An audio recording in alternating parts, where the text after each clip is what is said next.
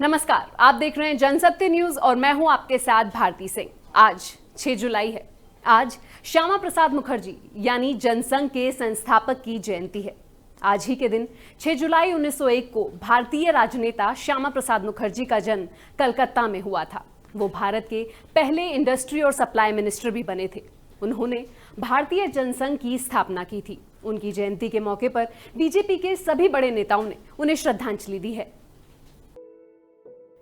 जनसंघ के संस्थापक श्यामा प्रसाद मुखर्जी की जयंती पर प्रधानमंत्री नरेंद्र मोदी से लेकर बीजेपी के तमाम नेताओं ने उन्हें याद किया और उन्हें श्रद्धांजलि दी। प्रधानमंत्री नरेंद्र मोदी ने ट्वीट कर कहा, श्यामा प्रसाद मुखर्जी की जयंती पर मैं उन्हें नमन करता हूँ। वो एक सच्चे राष्ट्रभक्त थे।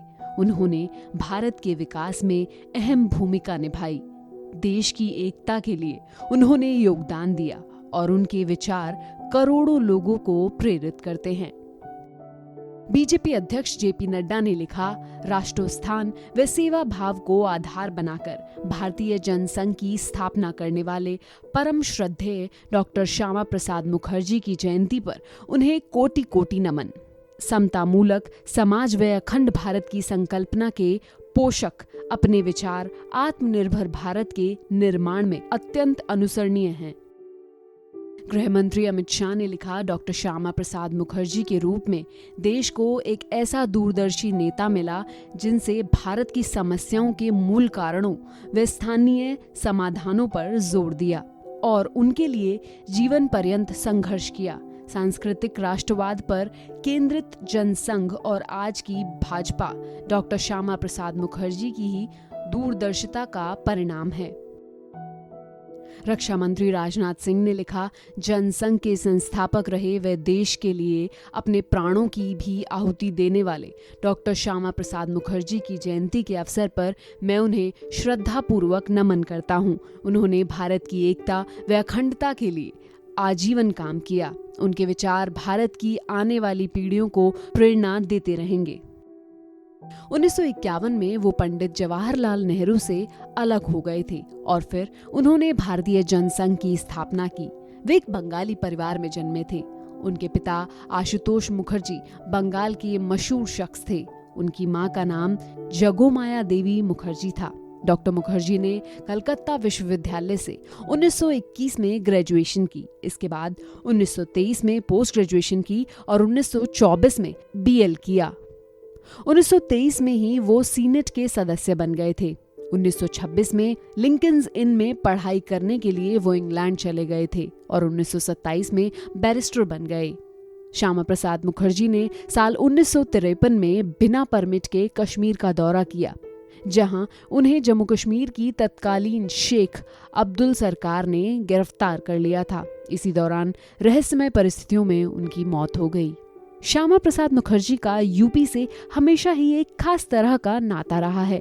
वे अपने राजनीतिक जीवन में कई बार उत्तर प्रदेश आए।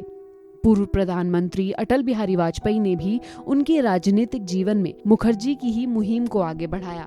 राजधानी लखनऊ में उनके नाम से डॉक्टर श्यामा प्रसाद मुखर्जी सिविल अस्पताल संचालित है, जहां उनकी प्रतिमा भी लगी है। केंद्र और प्रदेश की सत्ताधारी भारतीय जनता पार्टी श्यामा प्रसाद मुखर्जी को अपना आदर्श मानती है। सिर्फ 33 साल की उम्र में कलकत्ता यूनिवर्सिटी के वाइस चांसलर बने थे श्यामा प्रसाद मुखर्जी। राजनीतिक जीवन की शुरुआत 1929 में बंगाली लेजिस्लेटिव काउंसिल में कांग्रेस उम्मीदवार के तौर पर कलकत्ता यूनिवर्सिटी को रिप्रेजेंट करके की। 1946 में उन्होंने बंगाल विभाजन का समर्थन किया। पाकिस्तानी प्रधानमंत्री लियाकत अली खां को नेहरू ने भारत आने का न्योता दिया तो उन्होंने 6 अप्रैल 1950 को अपने पद से इस्तीफा दे दिया। 21 अक्टूबर को उन्होंने भारतीय जनसंघ की स्थापना की। मुखर्जी इसके पहले अध्यक्ष बने। मुखर्जी के पद चिन्हों पर चलते हुए अब बीजेपी ने जम्मू कश्मीर के अनुच्छेद 370 को संसद में संशोधन करके निष्प्रभावी बना दिया है। मुखर्जी को 1953 में गैरकानूनी तौर पर कश्मीर में घुसने के प्रयास के कारण 11 मई को गिरफ्तार किया गया था। ये जानना भी हमारे लिए बहुत जरूरी है कि कश्मीर में धारा 370 हटाने को लेकर सबसे पहले शुरुआत डॉक्टर श्यामा प्रसाद मुखर्जी ने की थी।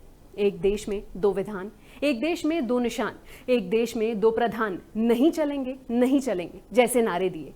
श्यामा प्रसाद मुखर्जी की मौत के बाद से ही बीजेपी का जहां हुए बलिदान मुखर्जी, वो कश्मीर हमारा है, जो कश्मीर हमारा है वो सारा का सारा है नारा प्रमुख रहा। अगर आपको हमारा वीडियो पसंद आया तो इसे लाइक करें, शेयर करें, हमारे चैनल को सब्सक्राइब करना ना भूलें। धन्यवाद।